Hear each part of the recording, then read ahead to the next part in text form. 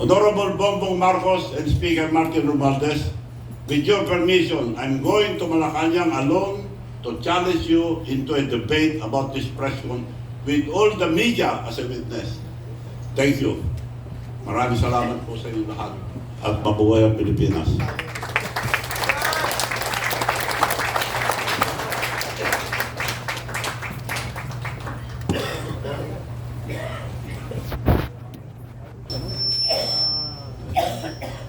Jonah, Asahi Shimbun. Ano yan? Please. Good morning, I'm Jonah from Asahi Shimbun. So the question is, when do you plan to go to Malacanang to, debate with the president? Yes. Also, the AI video earlier said that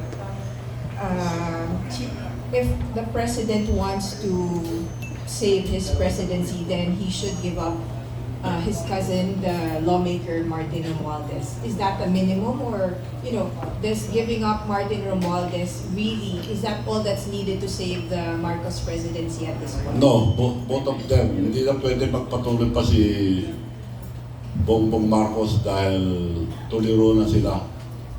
He is on drugs. Maliwanag, harap-harapan na ito kalukuhan ang ginagawa nila. Walang mangyayari, walang paglakas loob. Kagaya ni Saldico. Paano nagkaroon ng 90 na security nung ginagamit nila sa Saldico? Ngayon, pinapauna nila dahil kumanta. So, maliwanag na sila may kagawa nito. It's not enough that Martin Romualdez should be charged alone. Pareho sila. Pareho sila dahil sila nakakalap nito. Silang gumawa nito. Marcos Jr., Bongbong Marcos, alam niya lahat ng kalokohan. Panahon pa ni President Noynoy Aquino, panahon pa ni President Duterte, may nangyayari ng ganyan pero maliitan. Ngayon, alam niya, hindi niya binuko dahil kung bubukuin niya, hindi na siya makagawa ng pera. He chose, pinili niya ang gumawa ng pera. Total, walang aangal, may kasalanan na lahat. Yun ang totoo nangyari.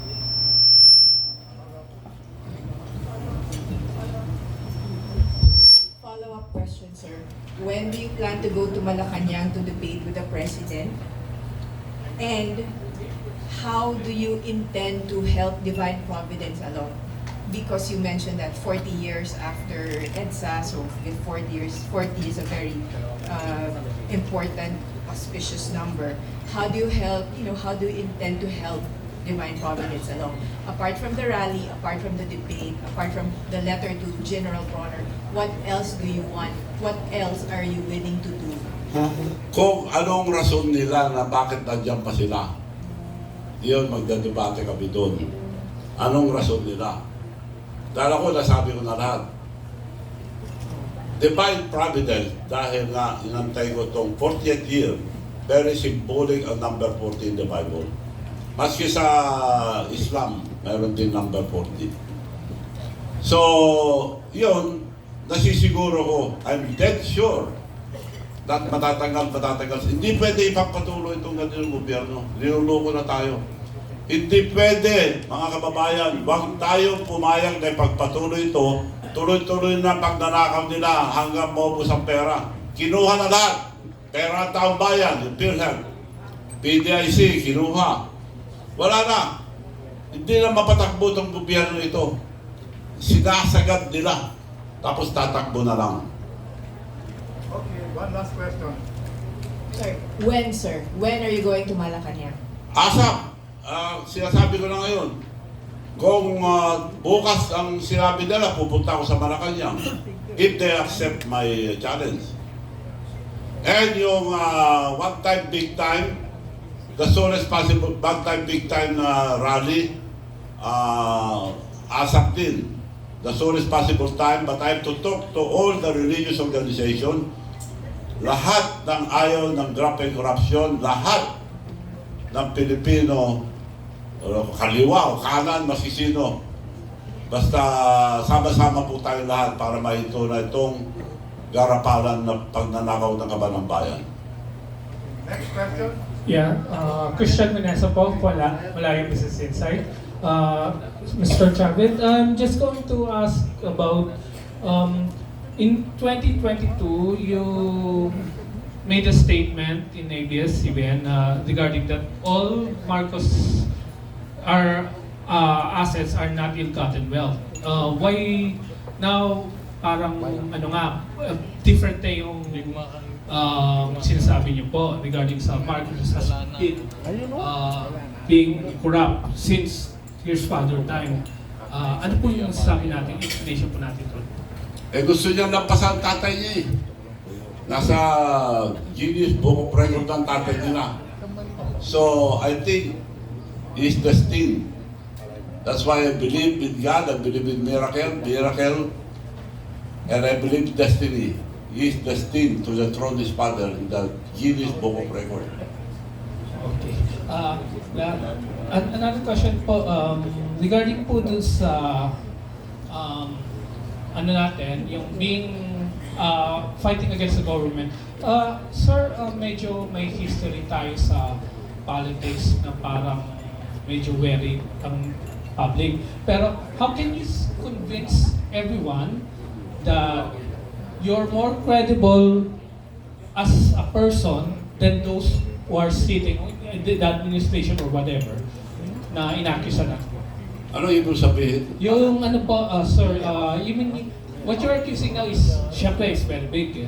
Ano namin is yung sinasabi, syempre, automatic they will try to debunk or discredit what you're saying. But what are you going to present na as a person na mas credible yung sinasabi niyo kaysa sa mga ipapalabas ngayon ng, syempre, magka-counterattack yung mga inakusan niyo, particularly. More credible yung sinasabi ko kay sila? Opo, sir. Eh, ang liwanag na nakawan. Naka-record. Naka-record lahat ang nakawan. Anong mapapala ko dyan? Wala akong mapapala. I stand to lose everything. Pero ginagawa ko ito para sa ating kababayan. I want justice. Manong, naibag nga aldaw Manong si MJ po sa SMNA News. Open yung user. Sir, ngayong morning, hinuli po ng PNP si retired General Romy Pokis dahil po sa mga may panawagan po and may mga criticisms against the current administration. Anong comment mo doon, sir? And meron po kayong open letter to the Armed Forces of the Philippines. Baka po masamain nila, sir. At Ginagamit lang po ang mga pulis at military para huliin who is against them. Kung sino man ang kumontra sa kanila, tinatakot nila, kinukulong. Kaya kinulong na inaresto si General Pugis dahil nagsasalita na against them. So lahat, gusto nilang bawalan lahat ang magsalita. Sila lang ang tama. Ang gusto nila, ang pagdanakaw ng kaban ng bayan, sila ang naghuhuli sa lahat. Ito lang example, dalawa, si Diskaya, nagsasabi ang totoo. Si Dulong na. Si Saldico, importanteng witness yan, kinasuhan kagad. Kung mapatay yan, wala nang witness. Dapat kailangan natin si Saldico and Sara Diskaya para mag-witness sa lahat ng mga kaso. Sir, So maliwanag na tinatakot nilang taong bayan, huwag po tayong matakot mga kababayan, kundi wala na mangyayari sa ating bansa. Anong sinasabi nilang 500? Hindi na magkasya ang gastusin ng 500 sa isang araw-araw. Nagbigay natin sila 500. Hindi na po magkasya ang 500 sa pagpakain ng ating pamilya sa isang araw. Manong last na lang. Doon sa pagkaka-aresto kay General Pokis na naalala niyo ba o parang bumabalik ba yung latak ng martial law? Na nung panahon na yun, kinukulong po yung mga nagtatanong against the government.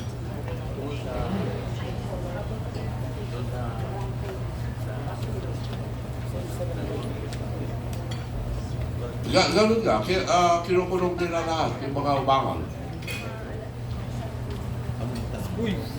Siguro, baka gusto nila mag-declare ng martial law.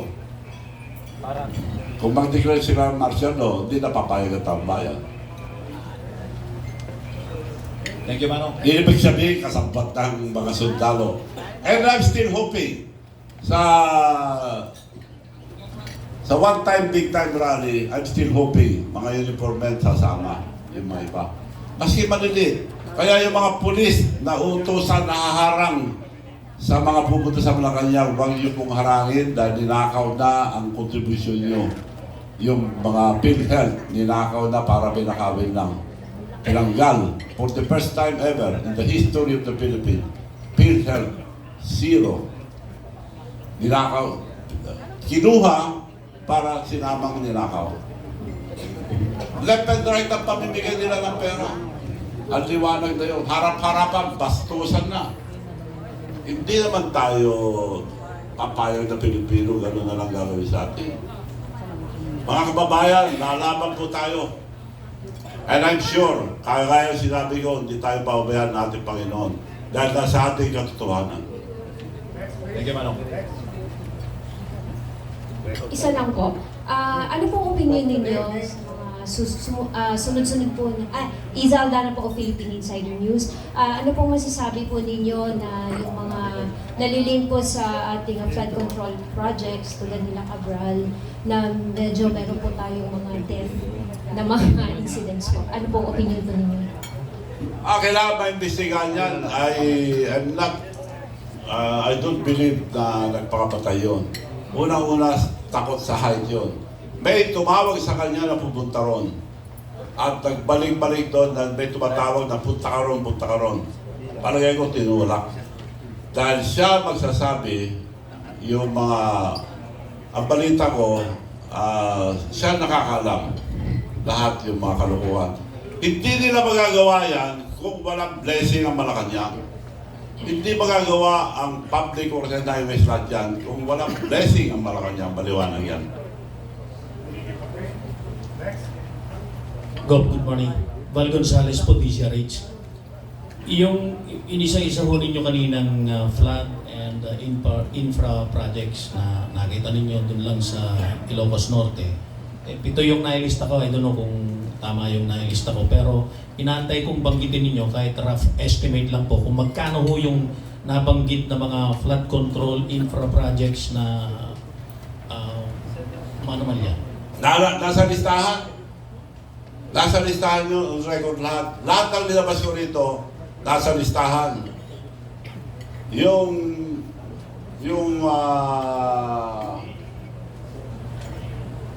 mga record, nandyan lahat ang mga record. It's all recorded. Hindi ako maglalabas dito na hindi naka-record.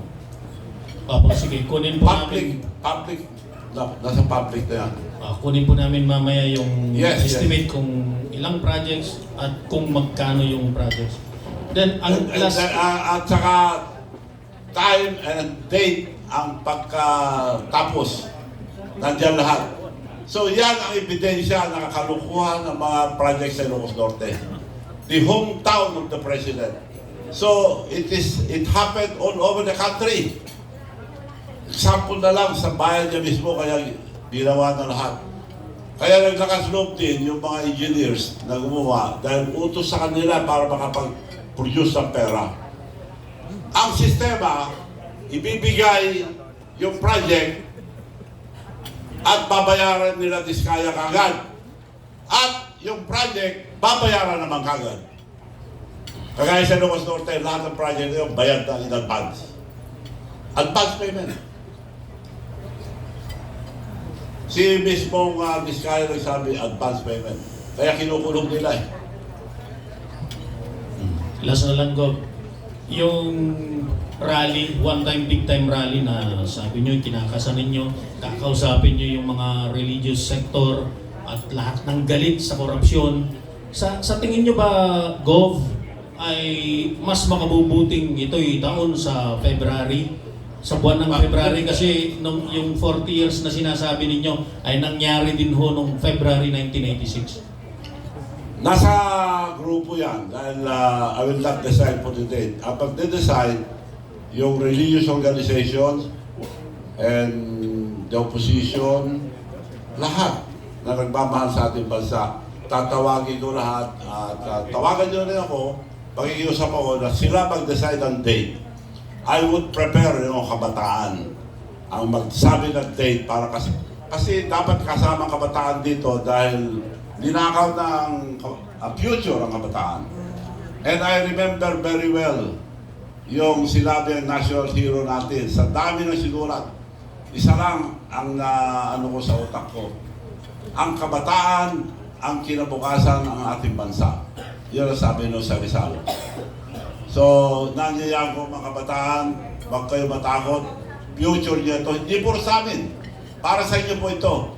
Kung gusto niyo pagpatuloy na ganito, nasa inyo yan. Pero kung ayaw niyo, tumayo kayo, huwag kayo matakot dahil future niyo ito. Pero kung sakaling makausap po ninyo lahat ng mga religious sector at ang sabihin po nila sa inyo ay ikaw na bang magdesisyon? Prefer po ba ninyo yung date na February din? Maganda rin, para malamig pa yung February. Maganda yung February. At may I would sasabay suggest. din doon sa 40 years na Yes, pasok pa rin sa 40 years. 1986 na sinasabi. Pasok pa rin sa 40 years. Okay, so para lang klaro, kung kayo ho ang tatanungin, gusto ho ninyo gawin ito ng February 25, 2026 o ano po? No, 26. Dito, Opo. hindi na... Hindi, February, anong date po? Kung kayo po yung pagdidesisyonin. Ako, gusto ko ASAP, ngayon na eh. Pero depende kung anong gusto ng mga grupo. Kung February. Okay, thank you. Go. Magandang umaga po, Darlene, kahit po GMA Integrated News. Pagkatapos po natin ninyong talakayin yung mga issue at mga aligasyon, ano yung panawagan ninyo sa kay Pangulong Bongbong Marcos? Ito po ba ay para bumaba siya sa pwesto o manatili siya hanggang matapos yung mga investigasyon? Ang advice ko sa my former friend, dapat sumuko na siya. Mas maganda kung sumuko sa pulis o sa military, huwag niyang antayin yung nangyari sa Libya. The strongman of Libya, si Gaddafi. Ano nangyari sa kanya? Taong bayan humuli, pinatay. So, Bongbong Marcos, my former friend, kausapin mo ng military o police, better surrender. Wala kang ligtas dito. Hindi ka makakaligtas. Ang laki yung ginawa yung kalukuhan. Imposible mapagtakpan nyo to. Imposible. Hindi naman buo lahat ng Pilipino. Ang liwanag, maliwanag pa sa buwan. Hindi tayo papayag yan. Hindi papayag mga Pilipino. I'm dead sure, karamihan ng Pilipino lalaban. Last na lang po, yung sa one-time, big-time rally. Meron na po ba kayong nakausap na personalities sa mga grupo na nag-commit na sa sakit? Wala pa. Pero ang nasisiguro ko marami kasama. Salamat po. Thank you. Next. Okay. Hi po, Gov. Good morning. Janice Navida po of Bulgar. Gov, with the recent issue po sa Venezuela, kung saan din po ikinulong yung kanilang President at First Lady, sa tingin niyo po ba posible rin po ito mangyari sa Pilipinas at ano po yung nakikita niyo magiging consequence? Possible. Kung hindi na raw uli, ibig sabihin, hindi gagalaw ang military. May ibig sabihin yan, bakit hindi sila hindi gumagalaw. So, kung mahirap pumasa, palagi ko naman, nakikiusap ako sa mga military police. May mga anak din kayo. Dapat, I would suggest na from now on, mag-usap-usap muna kayo sa like to General Browner. Lahat ng general ng military, mag-usap-usap po kayo bago kayo patawag sa Malacanang. Mag-isip po kayo mabuti. That is my only suggestion. Also the police, headed by General Tatay Nartates, mag-usap-usap kayo mga general bago kayo patawag sa Malacanang. Baka kala another maglalagay uli sila pagka tinawag kayo sa Malacanang. So mag-usap-usap muna kayo. Ang suggestion ko lang, mag-usap-usap kayo, isipin nyo ang kinabukasan ng ating mga anak. Isipin nyo ang ating nasyon. Kung wala kayong malasakit sa Pilipinas, ibang klase na yun. So isipin nyo mabuti kung sasama kayo sa mga kurap o sasama kayo sa ikabubuti sa ating bansa. So suggestion ko lang po yun, and you are welcome to join us in that rally dahil di naman natin policy eh. Wala tayong babayolate na konstitusyon. Sa video lang, ayaw nyo grabe corruption in public. Baka mamaya, pag press ko lang, hindi pwede yun. In public. They should announce na ayaw nilang nangyayari. Kung hindi, may ibig sabihin yan, involved din sila sa corruption. And another question po, any reaction po doon sa binitiwang statement recently ni Remulla na even the justices and judges are corrupt?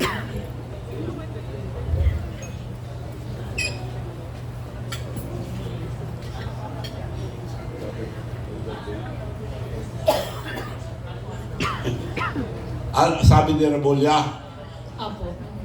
mga justices corrupt. Sila lang hindi corrupt. Ibig sabihin. So, Kayo po ba naniniwala? hindi ko paniwala. Ako, naniniwala ko na ang huling punta natin ng mga justices, ng Supreme Court. Kaya, kung mahuli si Marcos, kailangan mag-usap-usap ang military and religious organization and the Supreme Court. Pipili sila kung sinong acting president. That is not election.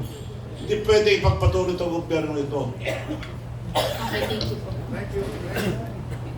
Gandang